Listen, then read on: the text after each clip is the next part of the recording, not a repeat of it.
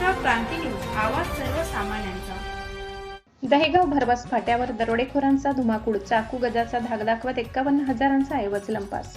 पहाटे लूट, आरोपी फरार। लासलगाव पोलिसांसमोर आरोपींना गजाआड करण्याचे मोठे आव्हान।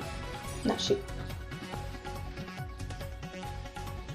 छत्रपती संभाजीनगर महामार्गावरील दहेगाव भरवास फाट्याजवळ पहाटेच्या सुमारास 3 अनोळखी व्यक्तींनी चाकू आणि लोखंडी गजाचा धाक दाखवत पेट्रोल पंप कर्मचाऱ्यांसह त्यांच्या सहकार्याची लूट केल्याची धक्कादायक घटना सोमवार दिनांक 17 रोजी पहाटे 5च्या सुमारास घडली। Petrol pump operator Janardan Shivaji Gangurde आणि त्यांचे सहकारी संजय भालेराव यांना तिघा अनोळखी आरोपींनी चाकू आणि लोखंडी गजाचा धाक दाखवत धमकावले।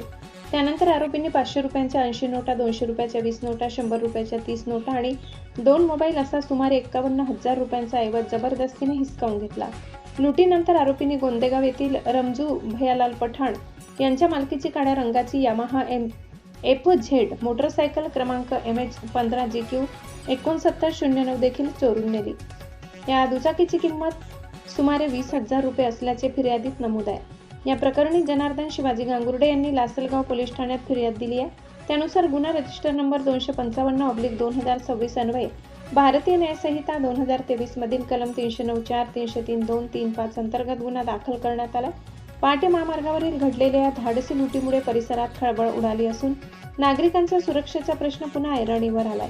तिघे आरोपी अद्याप फरार असून या लुटारूंच्या मुसक्या लासलगाव पोलीस कधी आवळणार याकडे नागरिकांचे लक्ष लागले आहे। या प्रकरणाचा पुढील तपास सहाय्यक पोलीस निरीक्षक सागर कोते करीत आहेत। महाराष्ट्र क्रांती न्यूज साठी निफाड तालुका प्रतिनिधी राजेश भडांगे। अशाच नवनवीन बातम्या पाहण्यासाठी आमच्या महाराष्ट्र क्रांती न्यूज या YouTube चॅनलला लाईक करा, सबस्क्राईब करा आणि बेल आयकॉनला प्रेस करा।